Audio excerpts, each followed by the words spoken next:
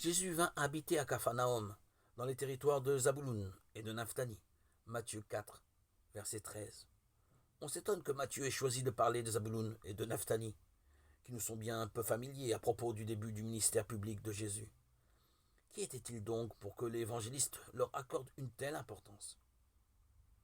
Ils étaient 2 des 12 fils de Jacob, leurs descendants, les tribus qui portent leur nom, occupés des territoires limitrophes en Galilée, ce qui leur valut à plusieurs reprises de connaître un sort commun face aux puissances occupantes.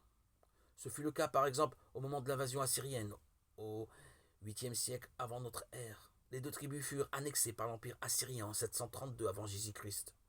Lorsque cette catastrophe arriva, le prophète Isaïe, fidèle à lui-même, tint un langage d'espoir. Dans les temps anciens, le Seigneur a couvert de honte le pays de Zabouloun et le pays de Naphtali.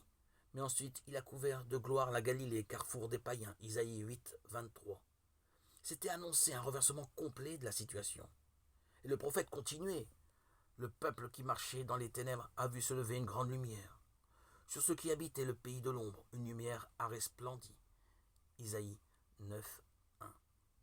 La phrase était audacieuse, car cette formule était employée lors de la cérémonie du sacre d'un nouveau roi. Son avènement, telle la promesse d'un air nouveau, était comparé à un lever de soleil. C'est cette dernière expression que Matthieu a reprise pour l'appliquer à l'installation de Jésus à Capharnaüm, dans les territoires de Zabouloun et de Naphtali, Matthieu 4, 16. Le rapprochement est suggestif.